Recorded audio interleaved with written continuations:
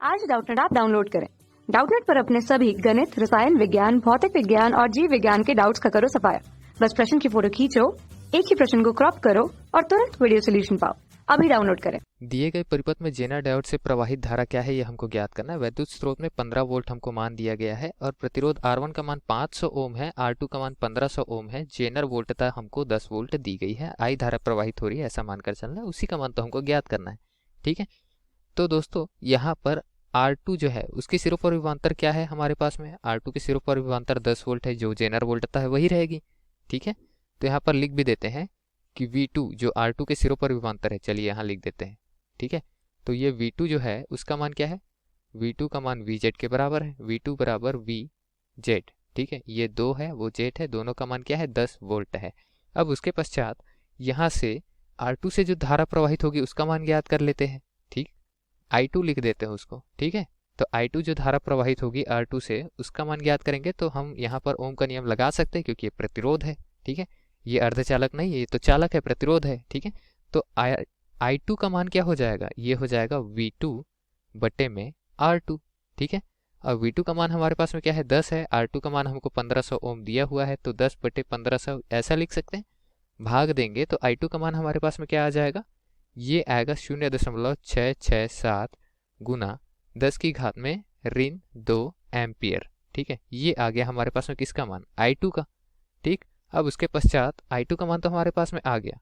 ठीक, R1 के सिरों पर विभवांतर ज्ञात कर लेंगे। कैसे, कुल विभवांतर 15 वोल्ट है और ये यहाँ से यहाँ तक का विभवांतर V2 है जो 10 वोल्ट है, तो यहाँ से यहाँ का विभवांतर क्या है 5 वोल्ट हो जाएगा। ठीक है, तो उसको हम क्या लिख देंगे, V1 लिख देंगे। ठीक है, क्योंकि R1 के सिरों पर उत्पन्न विभवांतर है वो क्या हो जाएगा V ऋण V2। V का मान हमारे पास में क्या है 10, नहीं V का मान है हमारे पास है 15। V2 बराबर VZ बराबर कितना है 10 वोल्ट। तो इस तरीके से 5 वोल्ट जो है वो प्रतिरोध 1 R1 के सिरों पर विभवांतर आ गया हमारे पास में। अब प्रतिरोध का मान मालूम है तो प्रतिरोध से प्रवाहित धारा का भी मान निकाल ही सकते हैं। तो चलिए निकाल देते हैं, यहाँ पर I1 लिख देंगे उसको। तो I1 बराबर क्या होगा, I1 बराबर हमारे पास में हो जाएगा V1 बटे R1। V1 का मान हमने क्या निकाला है 5 वोल्ट, R1 का मान हमारे पास में है 500 ओम। तो इस तरीके से धारा का मान हमारे पास में क्या आ जाएगा दोस्तों, ये आ जाएगा हमारे पास में 10 गुना 10 की घात में ऋण 3 एम्पियर। ऐसा लिख सकते हैं क्योंकि ये 5 से 500 कटेगा और 100 आएगा, 100 को 10 की घात में ऋण 2 लिखेंगे ऊपर में, तो 10 गुना 10 की घात में ऋण 3 भी तो लिख ही सकते हैं। तो इस तरीके से इसको क्या लिखेंगे 10 मिली एम्पियर, ये लिख देंगे। अब हमको I2 और I1 का मान तो मिल गया है। जेनर में जो धारा प्रवाहित होगी उसका भी मान निकालेंगे, क्योंकि यहाँ से जो धारा जा रही है वो कुल धारा जो है वो I1 है। ठीक है, या I है, वो I धारा जो यहाँ नीचे जा रही इस प्रतिरोध से होकर उसका कुछ मान जो है वो यहाँ से निकल जाएगा और कुछ मान जो है वो यहाँ जेनर से होते हुए जाएगा। ठीक है, तो जेनर से जो धारा जा रही उसका मान निकालना है तो ये कुल धारा में से ये धारा को घटा देंगे तो बाकी बची धारा जो इस दिशा पर जेनर से होकर जा रही है उसका मान भी निकल ही जाएगा। ठीक है ना, कैसे, प्रतिरोध 1 से जाने वाली धारा है वो कुल धारा है। ठीक है, I1 जो है वो कुल धारा है। ठीक, तो I1 बराबर क्या होगा, प्रतिरोध 2 से जाने वाली धारा I2 धन जेनर से जाने वाली धारा IZ, इसके बराबर होगा। हमको जेनर से जाने वाली धारा का मान ज्ञात करना है तो IZ का मान हमको निकालना है। ठीक है ना, तो IZ बराबर क्या लिख सकते हैं इसी सूत्र से, IZ बराबर I1 ऋण I2, ये लिख सकते हैं। ठीक, इसी समीकरण को आगे हल करते हैं तो IZ बराबर क्या हो जाएगा, I1 का मान हमने निकाला हुआ है कितना है 10 मिली एम्पियर।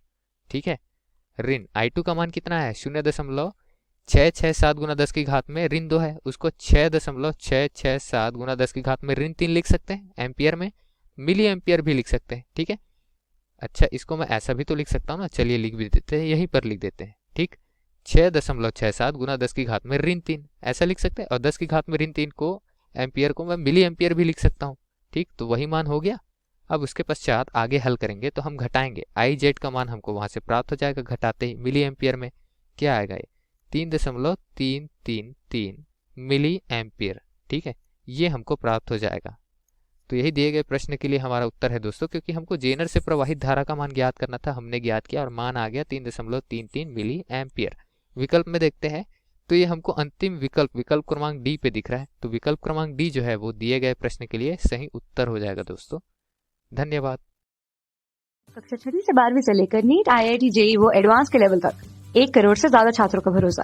आज ही डाउनलोड करें डाउटनेट ऐप या व्हाट्सएप करें अपने सारे डाउट्स 8400 400 400 पर।